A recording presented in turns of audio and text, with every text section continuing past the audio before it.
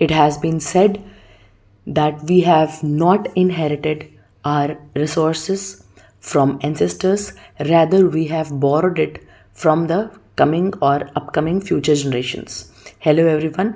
This is Preeti Singh. Today's topic is Resources and Development, Class 10th, Chapter 1 of Geography. Everything, whatever is available to us in our environment and which can be used to satisfy our needs, which has to be technologically accessible, it has to be economically feasible, and it has to be culturally acceptable, will be known as or is known as resource. तो क्या होता है resource? मतलब कि हमारे पास जितनी भी चीज़ें हमारे आसपास अवेलेबल है, जो कि हम जिसे हम खरीद भी सकें, जो कल्चरली हमारे साथ एक्सेप्टेबल भी हो और साथ में टेक्नोलॉजिकली वो एसेसिबल भी हो कि हम उसे एक्सेस कर पाएँ, वो सारी चीज़ें हमारे लिए रिसोर्स बन जाती हैं, मतलब कि संसाधन। तो अब इसमें हमारे पास जो टाइप ऑफ रिसोर्सेज होते हैं, हम लोग जो चीज़ें बचपन से पढ़ते आ रहे हैं उसमें हमको पता होता है natural resource, human made resource है, रिन्यूएबल है, नॉन रिन्यूएबल है। ह्यूमन मेड और ह्यूमन रिसोर्स में एक बहुत ही स्लीक सा डिफरेंस होता है, which I will tell you. Then we are having stock and reserves, फिर डेवलप्ड है। तो इन सब को हम थोड़ा और अच्छे से डिटेल में पढ़ेंगे इस चैप्टर में। And it is a complete journey of how the resources are created, what are its types and what is the rule of sustainability so that it can be used for the upcoming generations as well. So the classification depends on various bases which we will do further. तो classification में सबसे पहले हमारा आ जाता है on the basis of origin and life, कि मतलब उस चीज़ में लाइफ है या नहीं है। तो we are having biotic and abiotic. Biotic जो है वो बायोस्फीयर से अवेलेबल होता है, वहाँ से हमें मिलती है वो चीज़ें जिनके अंदर लाइफ होती है, जिसमें कि ह्यूमन आ गए, लाइफ स्टॉक्स आ गए। एबायोटिक हमारे नॉन लिविंग थिंग्स से बना हुआ है, जिसमें मेटल हो गया, रॉक्स हो गए, सॉइल्स हो गए। उसके बाद आता है एग्जॉस्टिबिलिटी। एग्जॉस्टिबिलिटी मतलब कि वो चीज़ कितनी हद तक ख़त्म हो रही है या हमारे पास है नहीं है। तो उसमें रिन्यूएबल जो है वो आपके दोबारा से रिन्यू हो सकते हैं, रेप्लेनिश हो सकते हैं बाय फिजिकल, केमिकल और mechanical processes in which it includes solar, wind energy, water, forest and wild life. Non renewable पे अगर हम देख रहे हैं तो नॉन रिन्यूएबल में हमारे पास वो चीज़ें आ जाती हैं, वो रिसोर्सेज आ जाती हैं जो अगर एक बार ख़त्म हो गई तो उनको रिप्लेस करना बहुत ज़्यादा मुश्किल है। जैसे कि ऑयल है, न्यूक्लियर एनर्जी जो होती है वो है, कोल है, नेचुरल गैस है। On the basis of ownership मतलब कि किसका राइट है, उसमें हमारे पास है इंडिविजुअल रिसोर्सेज, जो कि जैसे हमारे पास अगर हमारा अपना घर होता है, कोई हमने ज़मीन खरीदी है जो कि किसी एक पर्सन के द्वारा ओन्ड है, तो वो आपकी बन जाती है इंडिविजुअल रिसोर्स या फिर private resources. Then we are having community owned resources, जो कि पूरी की पूरी कम्युनिटी के एसेसिबल होती है, जैसे पब्लिक पार्क हो गए, पिकनिक स्पॉट हो गए। Then we are having national resources, जो पूरे के पूरे देश की होती है। इंटरनेशनल रिसोर्सेज जो लगभग की जो आपके 200 kilometres of exclusive economic zone के अंतर्गत आता है ओशंस में, वो सारे जो रिसोर्सेज होते हैं वो इंटरनेशनल रिसोर्सेज होते हैं, जिसमें कि अगर आपको वहाँ का कोई भी रिसोर्स यूज़ करना है तो without the permission of international institutions you can not do that. फिर हमारे पास है on the basis of status of development, कि वो चीज़ कितनी हद तक डेवलप हुई है। We are having potential, we are having developed. तो पोटेंशियल में क्या है, रिसोर्सेज जो कि एक रीजन में है बट उसको प्रॉपरली यूज़ नहीं किया गया है। जैसे कि गुजरात और राजस्थान की बात कर रहे हैं तो वहाँ पर हमारे पास बहुत सारे पोटेंशियल रिसोर्सेज हैं जो विंड और सोलार एनर्जी के हैं, बट उसको प्रॉपरली अभी तक यूज़ नहीं किया गया है। डेवलप्ड रिसोर्सेज में है जिनको प्रॉपरली सर्वे करके और उनकी क्वालिटी को, क्वांटिटी को अब तक यूटिलाइजेशन में डिटरमिन कर लिया गया है और यूज़ में ले आए हैं, या फिर उसको हमने एक्सेस कर लिया है कि भाई ये चीज़ जो है वो आने वाले टाइम में यूज़ हो सकती है। फिर हमारे पास है stock. In this only stock हमारा वो है जो कि अब तक सर्वे हो चुका है, लेकिन इसको लैक ऑफ टेक्नोलॉजी की वजह से हमने यूज़ नहीं किया है। तो स्टॉक क्या होता है, किसी भी चीज़ जिसको हमने रिजर्व में रखा हुआ है, जैसे कि वाटर है वो इनफ्लेमेबल गैसेस हाइड्रोजन और ऑक्सीजन से बना है, बट अभी तक हमने इसके टेक्निकल नो हाउ को समझ नहीं पाए हैं। Technically we are weak in this, so we are not understanding, we are not able to make it, हम इसको डेवलप नहीं कर पा रहे हैं। फिर हमारे पास है रिजर्व्स में है the resources that have been served and we can use them with the present technology, but उसका जो यूज़ है वो अभी तक स्टार्ट नहीं हुआ है। तो वो आ गया आपका जो डैम्स है या फॉरेस्ट है। तो इन सब में अब जैसे इन सब के बीच में डिफरेंस बिल्कुल स्लाइड सा है। यहाँ पे जो स्टॉक है वो आपका सर्वे हो चुका है, बट टेक्नोलॉजी की लैक की वजह से वो यूज़ नहीं किया जा सकता है, बट जो रिज़र्व है that is ready for usages to us. दोनों एक तरीके से अगर हम माने तो रिज़र्व ही होता है जिसको बचा के रखा गया है, जिसको प्रोटेक्ट करके रखा गया है। बट यहाँ पर बस फ़र्क इतना सा ही है कि यहाँ पर टेक्नोलॉजिकली जो है हम वीक पड़ रहे हैं, जिसके कारण हम इसको यूज़ नहीं कर सकते या नहीं कर पा रहे हैं। और यहाँ पर हमने सर्वे कर लिया, वो यूज़ के लिए रेडी है। जो हमारी प्रेजेंट टेक्नोलॉजी है उसके बेस पर उसको हम आगे यूज़ कर सकते हैं, बस वो स्टार्ट नहीं किया है हमने। हम जब भी चाहे उसको इस्तेमाल कर सकते हैं। फिर we are having on the basis of source and creation. Source and creation में we are having natural and man made या फिर ह्यूमन मेड। तो नेचुरल वो है जो कि नेचुरली हमारे एनवायरनमेंट में प्रेजेंट है, जो कि ह्यूमन ने क्रिएट नहीं किया है। ये हवा, ये पानी, ये सॉयल, ये मिनरल्स, ये हमने क्रिएट नहीं किए हैं। हम सिर्फ मिनरल्स को एक्सट्रैक्ट करते हैं, हम उसे बनाते नहीं हैं। ह्यूमन मेड में आ जाएंगी वो चीज़ें जिनको कि हमने क्रिएट किया है, ये मॉडिफाई किया है ह्यूमंस ने थ्रू टेक्नोलॉजी एंड प्रोसेसिंग, जिसमें कि बिल्डिंग हो गई, रोड्स हो गए। फिर हमारे पास आ जाता है डेवलपमेंट ऑफ रिसोर्स को कैसे डेवलप किया जाए। तो रिसोर्सेज जो है वो ह्यूमन सर्वाइवल के लिए बहुत ज़्यादा वाइटल है, बहुत ज़्यादा इंपॉर्टेंट है। लेकिन क्योंकि हमने इसे फ्री गिफ्ट ऑफ नेचर समझा और इसलिए हमने इसका मिसयूज़ करना शुरू कर दिया, इनडिस्क्रिमिनेटली हमने इसे यूज़ किया। मतलब कि इसको हमने समझा ही नहीं कि इस चीज़ को हम गलत तरीके से इस्तेमाल कर रहे हैं, जिसकी वजह से हमें काफ़ी सारी प्रॉब्लम्स का सामना करना पड़ रहा है आज के टाइम में, in which we are having depletion of resources, जो कि इंसान ने अपने ग्रीड, अपने लालच में रिसोर्सेज को डिप्लीट करना शुरू कर दिया है। रिसोर्सेज जो हैं वो रिच और पुअर के बीच में एक डिस्टिंक्शन बना रहे हैं या डिवीजन बना रहे हैं, क्योंकि जो एक्यूमुलेशन है रिसोर्सेज की वो कुछ लोगों तक सीमित हो गई है। उसके अलावा एक्सप्लॉइट करते हैं हम रिसोर्सेज को, जिसकी वजह से ग्लोबल वार्मिंग हो रही है, ओजोन लेयर की डिप्लीशन हो रही है, लैंड डिग्रेडेशन हो रहा है। और सस्टेन्ड क्वालिटी ऑफ लाइफ के लिए और ग्लोबल पीस के लिए अगर हमने इक्विटेबल तरीके से डिस्ट्रीब्यूशन ऑफ रिसोर्सेज नहीं किया तो इसके कारण हमें दिक्कत आ सकती है, या दिक्कत आ भी रही है पहले से। इसके अलावा है हमारे पास that resources must be judiciously, मतलब कि बहुत ही तरीके से इसे इस्तेमाल करने की ज़रूरत है। और इसको करने के लिए हमें सस्टेनेबल इकोनॉमिक डेवलपमेंट को गेन करने की ज़रूरत है, इसे अडॉप्ट करने की ज़रूरत है। Then we are having sustainable economic development. क्या होता है वो? तो डेवलपमेंट जब हम किसी भी चीज़ को बिना डैमेज किए, एनवायरनमेंट को बिना नुकसान पहुंचाए जब हम कोई डेवलपमेंट करते हैं तो वो बनता है सस्टेनेबल इकोनॉमिक डेवलपमेंट। डेवलपमेंट जो कि आज के प्रेजेंट के लिए हो और वो फ्यूचर जनरेशन को कॉम्प्रोमाइज़ ना करे, तब जाकर वो सस्टेनेबल बनता है। We are having a summit जो कि 1992 में हुआ था, Rio de Janeiro Earth summit, जो कि ब्राज़ील में हुआ था। अभी इसने यहाँ पर क्या हुआ है, तो यहाँ पर इन्होंने एड्रेस किया था global environment and social economic challenges को, और साथ ही इन्होंने बहुत सारी चीज़ों को अडॉप्ट किया। इन्होंने अडॉप्ट किया एक डिक्लेरेशन जो कि ग्लोबल क्लाइमेटिक चेंज और बायोलॉजिकली डाइवर्सिटी पे है, जो इस चीज़ पे सपोर्ट करता है, फोकस करता है। जो हमारे बेसिक फॉरेस्ट प्रिंसिपल्स कुछ बनाए गए, कोई सिद्धांत बनाए गए, क्योंकि इंसान तो गलतियों का पोतला है, और जब हम इंसान गलती करता है उसके बाद उस गलती को मानता भी नहीं है। हम जो भी चीज़ें सफ़र करते हैं अपने ही कर्मों से कर रहे हैं, लेकिन हम उस बात को मानने को तैयार नहीं है।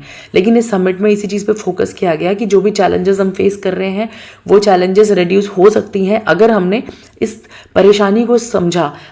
If we will accept the problems then only we can find for the solutions. Then we are having the agenda 21 which is approved at the 1992 Earth summit, जिसमें कि जो कॉन्सेंट्रेटेड है टोटली जो ग्लोबल सस्टेनेबल डेवलपमेंट है। ये M करता है कि वर्ल्ड वाइड सस्टेनेबल डेवलपमेंट होनी चाहिए, और इसका मेन जो की है वो यही है कि हर लोकल गवर्नमेंट जो है वो अपने अपने लेवल पर हर जगह पर एक अपना ही एक एजेंडा 21 बनाए, जिसमें कि वो इस चीज़ पे फोकस करे कि कैसे अपने क्लाइमेट को, अपने आसपास के एनवायरनमेंट को हम कैसे प्रोटेक्टेड रख सकते हैं। Then we are having resource planning. Resource planning की अगर बात करें तो ये बहुत ही ज़्यादा कॉम्प्लेक्स प्रोसेस होता है, जिसके अंदर we are having identification and inventory of resources which is across the regions of the country, जिसमें क्वेरिंग है, मैपिंग है और सर्वेइंग है, ताकि हम मेजरमेंट देख सकें हर तरीके के रिसोर्स का। इसके अलावा इसको इवॉल्व करना, एक प्लानिंग स्ट्रक्चर क्रिएट करना जिसमें कि टेक्नोलॉजिकली हम उस चीज़ को एनहांस करें। देन वी आर हैविंग जो नेशनल डेवलपमेंट प्लान्स हैं उसको जब हम मैच करने की कोशिश करते हैं रिसोर्स डेवलपमेंट प्लान्स के साथ, तब जाकर रिसोर्स प्लानिंग होती है। अगर इंडिया की बात कर रहे हैं तो इंडिया में भी ये एक बहुत ही अच्छा कॉम्प्रिहेंसिव प्रोसेस है जिसको एफिशिएंटली जो एम करता है इस चीज़ पे कि हम एफिशिएंटली कैसे अपने नेशन के रिसोर्सेज को यूज़ कर सकते हैं, यूटिलाइज कर सकते हैं फॉर बैलेंस्ड डेवलपमेंट इंडिपेंडेंस के टाइम से ही जो इंडिया का फोकस रहा है वो बैलेंस डेवलपमेंट पे रहा है, ह्यूमन रिसोर्सेज को डेवलप करने पे रहा है, टेक्नोलॉजी को इंटीग्रेट करने पे रहा है, हिस्टोरिकल एक्सपीरियंसेस पे रहा है। देन वी आर हैविंग कि रिसोर्स प्लानिंग जो है वो किस तरीके से हो सकती है, कैसे फोकस कर सकते हैं। तो we are having first 5 year plan, जो फर्स्ट 5 ईयर प्लान हमारा जो इनिशियल लेवल पर रहा था उसमें ही जो फोर्स है वो हमेशा से रिसोर्स प्लानिंग पे रहा है। सिर्फ रिसोर्स होना ये गारंटी नहीं करता कि आप डेवलपमेंट करेंगे, बल्कि उसके साथ साथ टेक्नोलॉजी और इंस्टीट्यूशंस जो उसको सही तरीके से चलाएं वो बहुत ज़्यादा ज़रूरी है। जैसे कि हम एग्जांपल देख रहे हैं, यहाँ पे झारखंड है, छत्तीसगढ़ है, मध्य प्रदेश है, जो कि मिनरल्स में और कोल में बहुत ज़्यादा रिच है। अगर हम यही देख रहे हैं तो अरुणाचल प्रदेश में अगर हम देखें तो यहाँ पर अबंडेंट मतलब कि वाटर रिसोर्सेज बहुत ज़्यादा क्वांटिटी में है, बट यहाँ का जो इंफ्रास्ट्रक्चर है वो बहुत ज़्यादा लो है। राजस्थान की अगर बात कर रहे हैं तो यहाँ पे सोलार और विंड एनर्जी बहुत ज़्यादा है, बट पानी नहीं है। लद्दाख की बात कर रहे हैं तो ये कल्चरली बहुत ज़्यादा रिच है, बट यहाँ पर पानी नहीं है, इंफ्रास्ट्रक्चर नहीं है, मिनरल्स नहीं है। तो ये कहीं ना कहीं एक जो डिफ्रेंसिएशन हम सब में देख पा रहे हैं ना, ये चीज़ कहीं ना कहीं हमारे लिए परेशानी क्रिएट कर रही है भारत में। अब आता है कि इनको कैसे कंजर्वेशन किया जाए, कंजर्व मतलब प्रोटेक्ट कैसे किया जाए। तो रिसोर्सेज जो हैं उनकी जब तक सस्टेनेबल डेवलपमेंट नहीं होगी और अगर हम उसका मिसमैनेजमेंट कर रहे हैं, ओवर कंजप्शन कर रहे हैं उसे, तो इसकी वजह से काफ़ी ज़्यादा एनवायरमेंटल चैलेंजेस हमें फेस करने पड़ेंगे। That is why conservation is की टू प्रिवेंटिंग डिप्लीशन। अगर आप डिप्लीट होने से रोकना चाहते हैं किसी चीज़ को तो उसे कंजर्व करना शुरू करना पड़ेगा। गांधी जी तक ने एम्फसाइज किया कि रिसोर्स की कंजर्वेशन बहुत ज़्यादा ज़रूरी है और एक्सप्लॉयटेटिव टेक्नोलॉजी को हमें यूज़ करके उसको बर्बाद नहीं करना चाहिए, बल्कि सस्टेनेबल तरीके से किसी भी चीज़ को यूज़ करना चाहिए। उसके बाद आता है कि कोई भी चीज़ जो है ना, जब वहाँ पे ग्रीड आ जाएगी, लालच आ जाएगा, तो उस चीज़ का बर्बाद होना तो बिल्कुल तय है। लैंड रिसोर्सेज की अगर हम बात करें तो लैंड आपका एक नेचुरल रिसोर्स है, बट साथ ही वो स्कैर्स भी है, मतलब बहुत ही कम क्वांटिटी में होता है। वो हमारे नेचुरल वेजिटेशन को सपोर्ट करता है, वाइल्ड लाइफ को सपोर्ट करता है, ह्यूमन लाइफ को सपोर्ट करता है, ट्रांसपोर्ट उसके कारण है, कम्युनिकेशन उसके कारण है, लेकिन वो लिमिटेड साइज में है, तो हमें उसे सोच समझ कर इस्तेमाल करना पड़ेगा। जो लैंड रिसोर्सेज इंडिया के अंदर है उसमें 43% जो लैंड एरिया है वो हमारा प्लेन है, जो 30% जो टोटल सरफेस एरिया है हमारी कंट्री का वो माउंटेन से घिरा हुआ है। उसमें आपके पेरेनियल रिवर्स होती हैं, वो फ्लो होती है। 27% अगर हम देख रहे हैं तो वो आपका एरिया आ जाता है जो कि टोटली आपका प्लेट्यू रीजन को कवर करता है।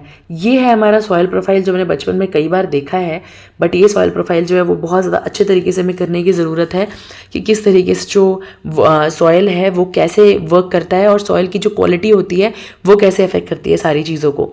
तो सॉइल जो है वो फॉर्म होता है through weathering and action of climate, organism, topography and time. अब ये जो है काफ़ी सारे साल इसमें लगते हैं। इसका कैसे कैसे है तो यहाँ पर सबसे ऊपर जो देख रहे हो आप, यहाँ पर आ गया हमारा जो कि ऑर्गेनिक मैटर है जो हमें नज़र आता है, लेकिन इसके नीचे ये सारे लेयर्स होते हैं सॉइल के अंदर। तो हमारा आ गया ऑर्गेनिक लेयर जो है, उसके अंदर पार्शियली डिकम्पोज लीव्स होते हैं, ट्विग्स होते हैं, ह्यूमस होते हैं। जो ए कैटेगरी है वो हमारा टॉप सॉइल होता है। टॉप सॉइल के अंदर आपकी लीचिंग की क्वालिटी होती है। फिर आ गया आपका ई हॉरिजॉन जो है, यहाँ पर लाइट कलर होता है। जो जोन है वो क्ले मतलब it is the zone of loss of clay, iron and aluminium. उसके बाद हमारा सब सॉइल है बी पार्ट पे। सब सॉइल के अंदर एक्यूमुलेशन है हमारे क्ले का, आयरन का, मिनरल्स का। उसके बाद हमारे पास है सी जोन, सी हॉरिजॉन जो कि आपका पेरेंट मटेरियल है, जो पार्शियली आपके रॉक फ्रैगमेंट्स को वेदर्ड करता है, धीरे धीरे ब्रेक करता है उसे। फिर नीचे आता है हमारा आर जो कि बेड रॉक है, जो कि अनवेदर्ड सॉलिड रॉक होता है। अब ये देखिए, ये बहुत ही ज़्यादा टफ पार्टिकल है। फिर इसमें से ब्रेक होके ये है, फिर इसमें से ब्रेक होके ये है, फिर इससे ऊपर और ऊपर वाली जो लेयर हम देख पाते हैं जहाँ पर बेसिकली कोई भी प्लांट जो है ग्रो करता है, हम देखते हैं कि भाई वो जो सॉइल है बहुत ही ज़्यादा मतलब उसके अंदर एक अलग तरीके का एक वो बल्कि दरदरा नहीं होता। अगर वो दरदरा होगा तो सैंड के अंदर हम किसी प्लांट को नहीं उगा सकते। हमें सॉइल चाहिए, मतलब उसके अंदर थोड़ी सी नमी होनी चाहिए, पानी सोखने की कैपेसिटी होनी चाहिए, तब जाकर वो उस प्लांट को ग्रो करने में हेल्प करेगा। Then we are having land use pattern in India. जो लैंड यूज़ पैटर्न है वो डिपेंड करता है फिजिकल फीचर्स पे कि उसकी टोपोग्राफी कैसी है, क्लाइमेट कैसा है, सॉइल के टाइप कैसा है।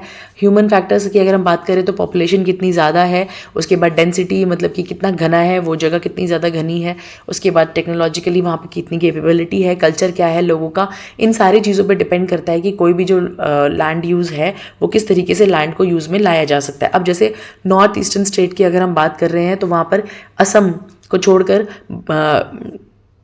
जो असम का इलाका है हमारा, अब जैसे 93% है ना यहाँ पर जो हमारा टोटल जोग्राफिकल एरिया है, लेकिन यहाँ पर लैंड यूज़ जो रिपोर्टिंग हुई है नॉर्थ ईस्टर्न स्टेट की थोड़ी सी मुश्किल है, और ये इसलिए नहीं हो पा रहा है क्योंकि वो रीजन्स ऐसे हैं जिनमें नपाई तोलाई करना बहुत ज़्यादा मुश्किल होता है। इसके अलावा एरियाज़ जो जम्मू कश्मीर में है, जो पाकिस्तान ने या चाइना ने ऑक्यूपाई कर रखा है, उसको भी हम अभी तक से सर्वे नहीं कर पाए हैं। तो जो भी हमारे पास इंफॉर्मेशन है वो इन सारे एरियाज़ को छोड़कर है। फिर आता है land degradation and conservation measures. तो ह्यूमन की जो एक्टिविटीज़ होती है जिसमें डिफॉरेस्टेशन है, ओवर ग्रेजिंग है, ज़्यादा ग्रेज कर लिया, माइनिंग का काम है, क्वेरिंग का काम है, इनकी वजह से लैंड जो है वो डिग्रेड हो जाता है और धीरे धीरे खराब होने लग जाता है। तो यहाँ पे मेजर्स हैं हमारे पास। अगर हमारे डिफॉरेस्टेशन के कारण अगर लैंड डिग्रेड हो रही है तो अगर हम एफॉरेस्टेशन करें, मतलब ज़्यादा से ज़्यादा पेड़ों को उगाएं, तो लैंड डिग्रेडेशन को हम कंट्रोल कर सकते हैं, उसको डिग्रेड होने से प्रोटेक्ट कर सकते हैं। शेल्टर बेल्ट्स अगर हम प्लांट्स के नीचे प्लांट कर देते हैं तो उन शेल्टर बेल्ट से वो सॉइल को होल्ड करके रखते हैं, ओवर ग्रेजिंग को रोकने से। उसके बाद सैंड ड्यून्स जो होते हैं जो थॉर्नी बुशेस को ग्रो करने में हेल्प करते हैं, उसको अगर हम स्टेबलाइज करने में हेल्पफुल, अगर हम स्टेबलाइज कर पाए तो वो भी लैंड को डिग्रेड होने से प्रोटेक्ट करते हैं। उसके अलावा अगर हमने वेस्ट लैंड्स को प्रॉपर मैनेज करके उस वेस्ट लैंड को भी यूज़ करने की कोशिश की, या फिर माइनिंग एक्टिविटीज़ को अगर कंट्रोल कर लिया, तो लैंड डिग्रेड होने से हम प्रोटेक्ट कर सकते हैं। फिर हमारा सॉइल एज अ रिसोर्स। तो सॉइल जो है वो हमारा एक रिन्यूएबल नेचुरल रिसोर्स है, वो मीडियम है जिससे कि प्लांट ग्रो करता है और अलग अलग लिविंग ऑर्गेनिजम्स को अर्थ पे सपोर्ट करता है रहने के लिए। फिर आ गया हमारा classification of soil. Classification depend करता है कि उस सॉइल की फॉर्मेशन कैसी है, उसका कलर कैसा है, वो कितना मोटा है, कैसा टेक्सचर है, उसका दरदरा है या वो बहुत ही ज़्यादा मतलब बाइंड करने में हेल्पफुल है, उसकी कितनी साल पुरानी है, वो केमिकल और फिजिकल प्रॉपर्टीज़ क्या है, इसके बेस पर this is the map which we can go through. यहाँ पर हर एक जो सॉइल का टाइप है हमारा, उसका एक डिफ्रेंसिएशन यहाँ पर कहीं ना कहीं आपके पास तैयार है। तो यहाँ पे जैसे एलुवियल हम देख रहे हैं, तो एलुवियल में आप देखिए नीचे किस तरीके का है, फिर ऊपर जाकर कितनी ज़्यादा ग्रीनरी वहाँ पे नज़र आ रही है। तो ये बहुत ही ज़्यादा फर्टाइल है, सबसे वेरी फर्टाइल है ये। उसके बाद लोमी टू क्लेई हमें देखने को मिलता है, नॉर्दर्न पार्ट ऑफ इंडिया में है।